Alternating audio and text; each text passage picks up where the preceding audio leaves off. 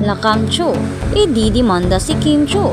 Pagbaliktad sa sitwasyon ang pinakamainit na labanan sa kapatiran.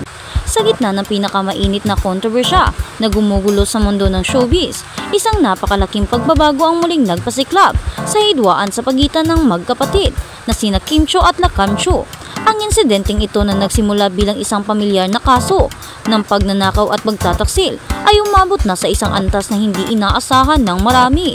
Sa isang pabigla-bigla at mapangahas na pahayag sa publiko, tahasang itinanggi ni Lakam Cho ang lahat ng bintang at akusasyon laban sa kanya. Ngunit ang mas nakakagulat, hindi lang siya nagmalinis, kundi nagbanta pa siyang ididimanda o magdidimanda laban sa kanyang sariling kapatid, si Kim Cho. Ang naturang pahayag ay naging mitya ng lalong matinding galit mula sa publiko na matagal na sumusuporta kay Kim Cho. Tila hindi pa sapat ang tindi ng problema, nakuha pa nila Lakam Cho na baliktarin ang sitwasyon at paratangan ng kasinungalingan ang kanyang kapatid. Isang akbang na maituturing na sukdulan ng kanilang hidwaan sa pagitan ng marami. Ang kanyang paggigiit na walang katotohanan, ang lahat ng ibinabato sa kanya ay tila isang desperadong tangka. Nahusgahan ang sariling kamay mula sa malalim na putik ng kontrobersya. Ang ugat ng isyong ito ay umiikot sa seryosong paratang ni Kim Cho na pagnanakaw at pagwawaldas ng pinaghirapan niyang yaman. Isang sitwasyon na sadyang nakakalunos, lalo pat ang akusado ay hindi iba kundi ang kanyang kadugo.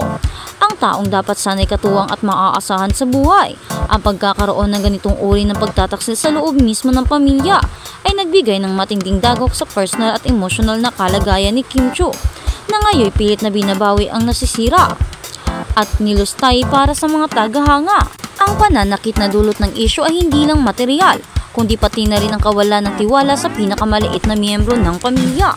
Para sa mga taga-suporta at tagahanga ni Kim Cho, ang mga akusasyon ni Lakam Cho ay nagpapakita lamang ng ganitong matinding pagmamalinis at kawalan ng mapagkumbaba. Ang pagkakaroon ng lakas ng loob na maglabas ng ganitong pahayag o ganoong pahayag kahit patila huling-huli na sa mata ng publiko at ng kanyang mga kritiko ay nagpapatunay lamang na iba ang nagagawa ng pera. Ang pagnanais na mapanatili o manatili sa kapangyarihan at ang pagtatakip sa sariling pagkakamali, lalo pat sangkot ang salapi, ay tila nagpalabo sa konsepto ng pamilya, kapatiran at moralidad. Ang buong komunidad ay nagkakaisa sa paniniwala na ang kasakiman ang nagtulak kay Lakam Cho na gawin ang mapanganib na desisyong ito. Maraming tagahanga ang nagtatanong, hindi ba uso sa kanya ang humingi ng sorry o tawad? Para sa kanila, ang simpleng paghingi ng tawad ay hindi na sapat, lalo pat malaki ang pinsalang idinulot. Ang inihiling ng karamihan ay katarungan at kaparusahan.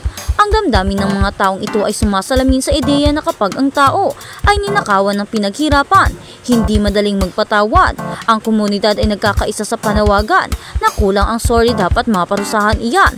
Ang pagtalikod ni Lakam Cho sa responsibilidad ay nag-udyok ng mas matinding panawagan para sa isang marahas at mabilis na solusyon sa legal na usapin.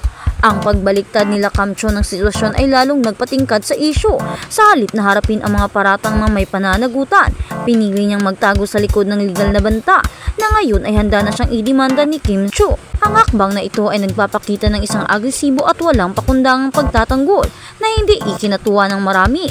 Ang pag-atake sa biktima ay isang taktika na sa paningin ng mga taga-suporta ay nagpapatuloy lamang sa kawalan ng integridad ni Lakam Cho. May mga nagsasabing kung ayaw mong magpakumbaba, mabulok ka ngayon sa kulungan. Gayunpaman ang kampo ni Kim Cho ay nananatiling matatag at handa. Ayon sa mga ulat, ang buong team ni Cho na tinatawag nilang idol ay ready na sa anumang hakbang. Hindi raw sila gumawa ng hakbang para lamang ipahiya ang pamilya at ang magandang karma nito kung wala silang matibay na pundasyon at ebidensya. Ito ay nagbibigay katiyakan sa publiko na ang kaso ay hindi lang batay sa emosyon o paratang, kundi sa konkretong patunay. Ang tiwala sa ebidensya ang nagbibigay lakas sa kampo ni Kim Cho upang harapin ang banta ng demanda ni Lakam. Ang tagahanga ni Kim Cho ay nagpahayag ng kanilang full support na naniniwalang walang sinuman ang magdidemanda kung walang ginawang kasalanan. Ang paniniwalang ito ay nagpapatibay sa posisyon ni Kim Cho at nagbigay ng matinding suporta moral sa kanyang habang hinaharap niya ang matinding pagsubok na ito. Lahat sila ay nagtitiwala na mapapatunayan na ang lahat ng ginawa mo Lakam Cho, pagdudusahan ito. Ang kanilang pag-asa ay nakasalalay sa paghahari ng katarungan at ang panunumbalik ng kaayusan. Ang panawagan para sa bistong Kim Chiu ay patuloy na umaalingaw sa social media. Ang kaso ni Kim Chiu at Lakam ay hindi lamang isang simpleng away pamilya. Ito ay naging metapora para sa mas malaking issue ng katapatan, pagtataksil at ang nakakalasing na kapangyarihan ng pera. Ito ay isang paalala na sa harap ng salapi minsan ang relasyon ng kapatid ay tila nagiging walang halaga. Ang laban na ito ay isang pagsubok sa sistema ng katarungan at sa puso ng publiko.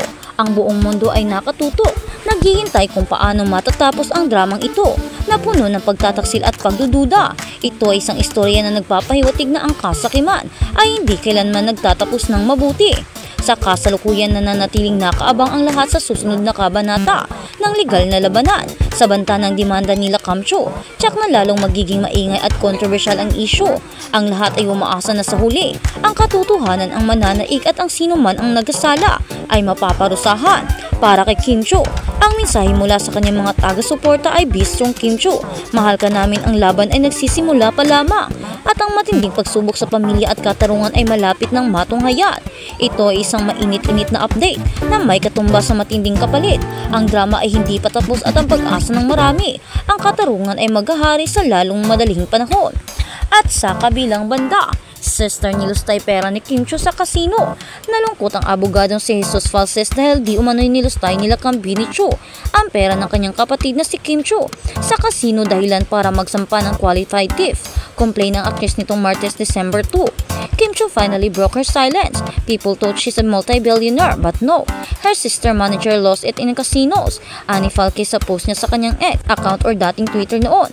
Porma na nagsampa ng reklamo si Kim laban sa kanyang kapatid matapos umanyang madiskubre ang serious financial problem. Ayon sa aktres, malaking halagang konektado sa kanyang mga negosyo ang natuklasang nawawala. Kasama ni Kim ang kanyang legal team na nagsampa ng reklamo sa Justice Cecilia Munoz Palma Hall sa DOJ building sa Quezon City. Ayon sa Star Magic Talent Management ng aktres, sa ngayon ay patuloy pa rin ang kaso, pero ang inaantay na lang nila ang sinasabing magdidemanda din sila Kam Chiu para malaman nila kung ano ang hakbang na kailangan nilang gawin dahil hindi din naman nila in-expect na mangyayari ang ganitong sitwasyon. Sino nga naman diba ang mag-e-expect? Akala kasi nila hihingi ito ng tawad at magpapakumbaba, pero mas naging mapagmataas ito at hindi talaga inaamin ang kanyang kasalanan. Kaya naman walang choice si Kim Chiu kundi antayin ang kanyang kapatid na magsampa rin ng kaso upang ito ay kanilang malabanan at mahanapan ng paraan para hindi na ito magtagumpay pa sa bala. Kailangan na kasi nilang bigyan ng solusyon ang mga problema, lalo't napakalaking halaga ang nawala sa kanya. Hindi lang milyon, kundi bilyon ang nawawala. Kaya naman sana mabigyan ng hustisya si Kim Chiu. Ito ang panawagan ng karamihan. Kaya naman, abangan natin ang magiging susunod na update o kabanata tungkol sa mga isyong ito. Dito lang, abangan.